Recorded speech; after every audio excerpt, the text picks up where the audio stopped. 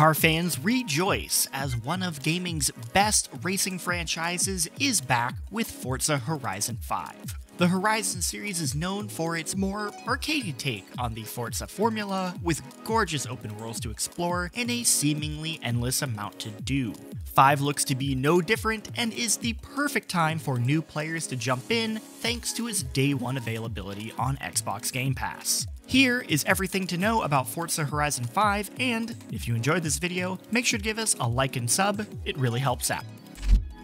Returning to develop is Playground Games, who, yes, are working on that new Fable, but thankfully are large enough to continue working on the Horizon series. Now, Horizon games are known for, and doing an amazing job of, featuring different parts of the world with each title. In 3, it was Australia, 4 was the rainy countryside of Great Britain, and with 5, we're going to the lush and varied Mexico. I say varied because the game will feature 11 biomes, representing the different climates and environments of the country. We've got canyon, tropical coast, rocky coast, jungle, swamp, sand desert, living desert, volcano, arid hills, farmland, and urban.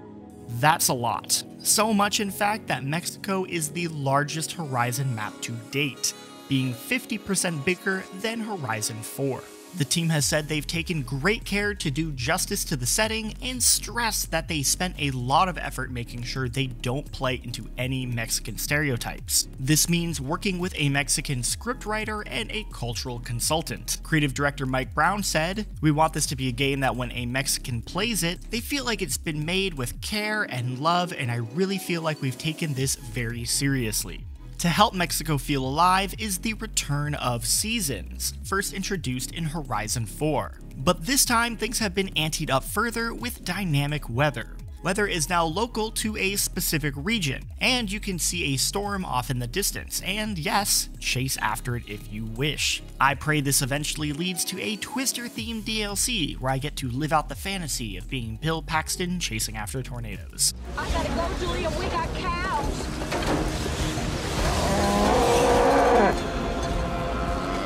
Weather will be adapted based on both the current season and the biome you are in, creating a much larger variety of potential driving conditions. But let's talk about what you'll be doing in Mexico. Campaign mode returns, this time called Horizon Adventure. Your goal is to get into the Hall of Fame, which you do by earning accolades. There are a lot of them, with the idea being that you don't have to earn all of them and instead can focus on the types of challenges and objectives you enjoyed the most. As a result, Horizon Adventure is a lot less rigid than previous Horizon campaigns. There are 6 festivals in Horizon 5, and after the game's introduction, you can tackle them in any order you want. This is all part of the game's goal of giving players more freedom.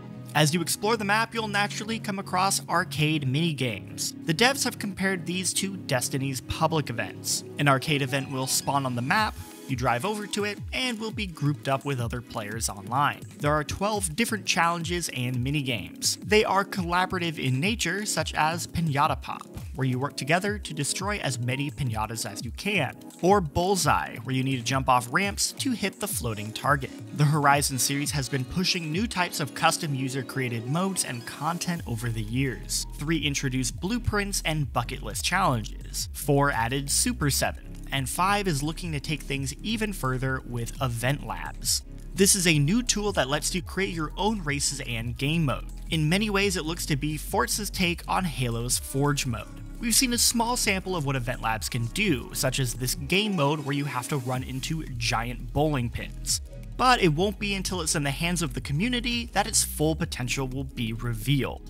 The game's competitive multiplayer mode, previously called Team Adventure in Horizon 4, is now called Horizon Open. The change in name is to reflect the mode's more accessible nature and removal of skill-based matchmaking. Don't worry, that doesn't mean there isn't any challenge, but Playground Games has expressed that they just want the mode to be more fun and casual for people to enjoy.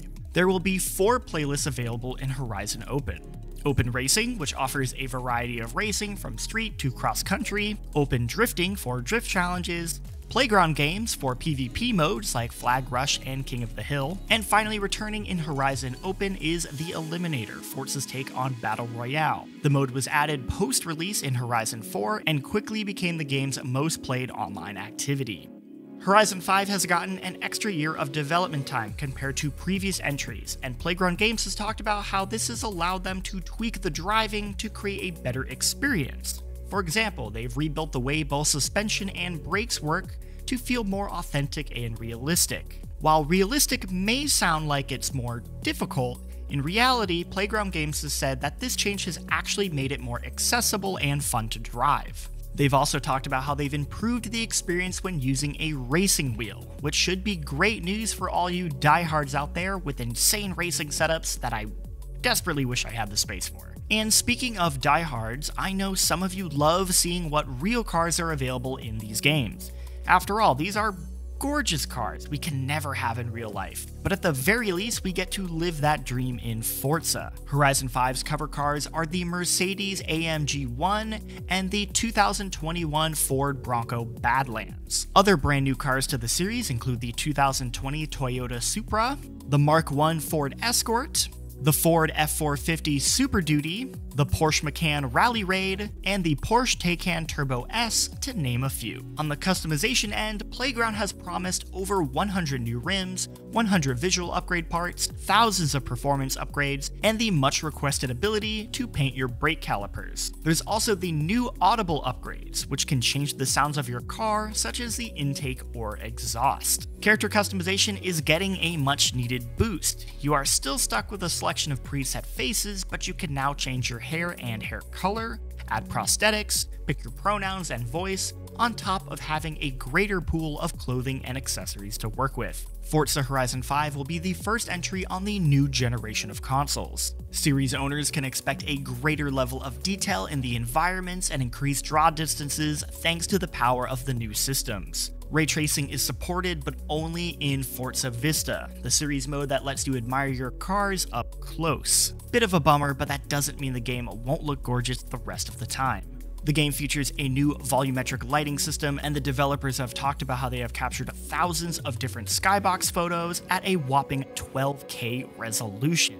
So at the very least, the Horizon it's gonna look pretty good. Series X players can enjoy Horizon 5 at 30 FPS 4K on quality mode and 60 FPS 1080p on performance mode. Meanwhile, the Series S will run at 30 FPS 1080p on quality mode with a 60 FPS performance option available as well. The game will still be available on Xbox One systems as well as PC. We haven't seen how the game looks and runs on Xbox Ones yet, so maybe wait and see before you try those versions. The great news is if you have Xbox Game Pass, you've got the game available to you on launch day, November 9th. But if you are itching to play it 4 days early, you can upgrade to the Premium Edition for $55. Might want to start that download now though, as it is a whopping 102 gigabytes. Yikes. But if you don't have Game Pass or want to wait and see how the game turns out before spending all of those gigabytes on the download, make sure to come back to GameSpot for our full review of Forza Horizon 5. Thanks for watching.